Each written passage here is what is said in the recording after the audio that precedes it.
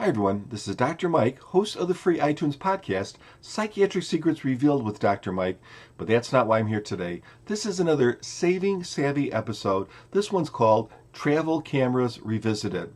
A couple of years ago, I did an episode on travel cameras and what would be a good camera to take on a vacation, but the playing field has changed a bit, so I thought I would update that video. Nowadays, many people have smartphones, and many of those smartphones take okay pictures. This is an iPhone 5, and if I have good light, can't complain too much about the picture. But if the light isn't so good, or if it's a kind of an odd situation, sometimes the pictures don't turn out so good.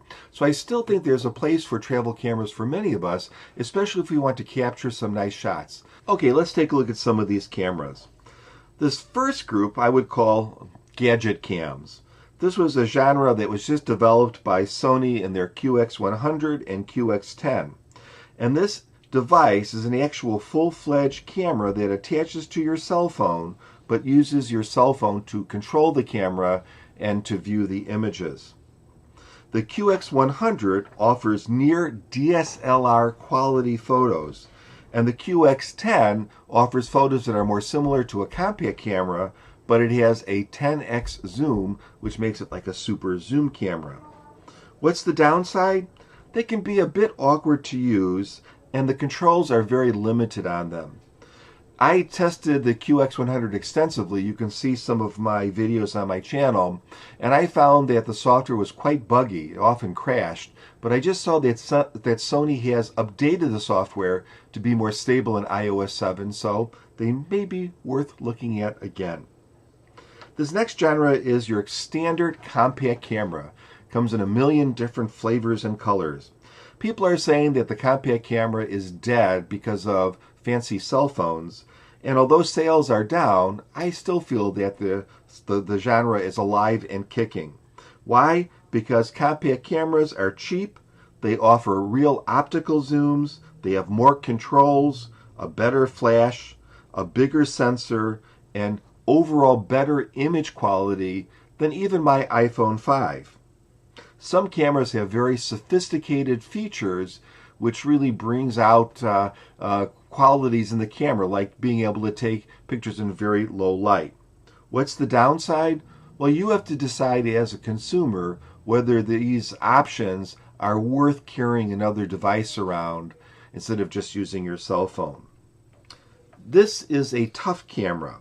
And this is another brand new genre. These cameras can be dropped or taken underwater or in dusty environments or even chilled severely, and they'll still work. These cameras have photo quality that is similar to a compact camera and features that are similar to a compact camera, but they tend to be a little more simplified because after all, you're using them outdoors. What's the downside? Well, the big downside is that typically the photo quality, for whatever reason, is slightly inferior to most compact cameras. Don't know why, because they're basically compact cameras. This is a super zoom compact camera, and there are many different versions of this type of camera, but its big advantage is that it offers a big zoom. That zoom, depending on the camera, might be a 10 times zoom, a 20 times zoom, or even a 30 times zoom in a relatively small package.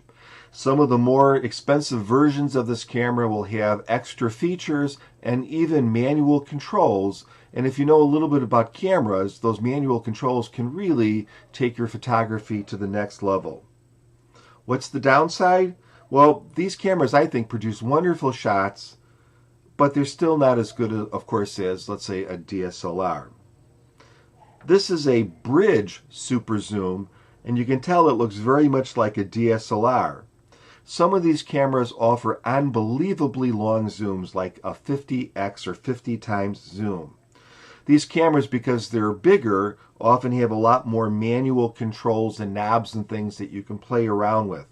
The particular one that I'm showing you on the screen is the Panasonic FZ200. It only has a 24 times zoom, but what it does have is a super bright lens. In other words, that lens will let in a lot of light. It's an f2.8 lens throughout the entire zoom range. That means that you can go into dark environments and take great pictures and not have all that grainy noise in them. What's the downside with all these cameras? Well, basically they're still compact cameras, so you can't expect phenomenal pictures, although they can be quite good. They're bigger and bulkier for travel, and sometimes when you have those massive zooms, when you're way out on that zoom, the pictures don't look quite as good as you think that they might. Here is a compact Enthusiast camera. It's relatively small, but a lot bigger than a typical compact camera. These are very popular among people that have DSLRs that want to go out and they don't want to carry all their lenses and things with them. Typically, these are like the top end of a compact camera. They have high quality sensors that tend to be a little bit bigger than your typical compact camera. They have very advanced processors. They typically have higher end lenses that let in more light. And they really produce excellent photo quality. And I think the photo quality is noticeably better than what you would see with your typical compact camera. What's the downside? Well, they're bigger than a typical compact camera, and they're more expensive than a typical compact camera. And typically, because of the size of the sensor and all, the zooms tend to be somewhat shorter, like 3 to 8x, depending on the camera. Image quality, although I think really, really excellent, can't compete with, let's say, a big DSLR. Here's a mirrorless interchangeable lens camera. These have very large sensors, and they have either near DSLR or actually DSLR quality photos. They have the great advantage of being relatively small, and their lenses are often smaller than the giant lenses on a DSLR, and they can have all of the features of a DSLR in a much more compact body. There's many choices of lenses and other accessories like fancy flashes, and some have, or they have the option of having an electronic viewfinder. So if you like looking through the little hole, you can do that on many of these cameras, but it's going to be an electronic version. What's the downside? Even though they're quite small, they're not always pocketable. Features vary between cameras, and for those that have to have an optical viewfinder, well, they just don't have them. We also have DSLRs. These are giant. They have the best quality photos, the most options for the photographer, in other words, the most lens choices and choices just about in everything else. But they're big, and that ranges from large to huge. They're the heaviest. If you want to take a variety of lenses with you, that's going to be another massive amount of stuff. And they kind of scream tourist. So if you're out there someplace and you're traveling abroad and you have this big camera, it sort of says, I'm a tourist and pick my pocket, or hey, I have this expensive camera. Do you want to steal it? So maybe sometimes they're not good for those sorts of things. Maybe I'm just being a little paranoid.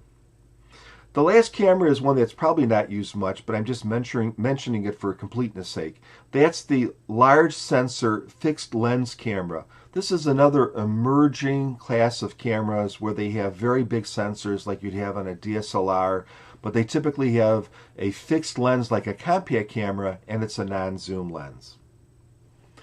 So what would I recommend? Well, if you're looking for a very simple camera that's better than your cell phone, or if you're looking for a camera for the kids, or maybe your spouse doesn't want a complicated camera, you can't go wrong with a just simple compact camera. They're cheap, they take great pictures, and if you lose one, you're out $100 or $150. Not so bad. If you're traveling light, and these are usually the kinds of cameras that I will use if I'm flying someplace, I would recommend if you're going to a dirty destination, and that would include places like you're going to be on the beach a lot, or in the water a lot, or you're going to be hiking through the woods a lot, I would recommend one of those ruggedized cameras. I have one by Nikon that I like quite a bit. If I'm going someplace that's more of a regular trip, then I tend to take a super zoom, a compact super zoom camera with me, and I have a Sony HX30V, which I think does a great job. If you have more room, let's say you're doing a car trip or you're driving someplace and camping and you just have extra space, my absolute favorite class of camera for all purposes is a mirrorless interchangeable lens camera. They're smaller than a DSLR, their lenses are smaller than a DSLR, but yet they often offer the quality of a DSLR, so you get the best of both worlds. Not necessarily pocketable, but still pretty light around your neck. Now that Panasonic camera, what was it again? The FZ200. I've never tested that camera, but that could be a runner-up because it has that enormously bright lens that actually in 35 millimeter equivalents is 600 millimeters long, a 24x zoom. That could be one that that could be considered too if you're looking for an all-in-one solution. It's not cheap, but it's probably a lot cheaper than buying a mirrorless interchangeable lens camera with a bunch of lenses. Of course, if you have to have the absolute best, then you're talking about a DSLR. I never travel with the DSLR because it's just too big and it's too bulky. And as I said, I think it kind of screams tourist, and that can be a little bit of a concern. So, lots of choices for lots of different photographers.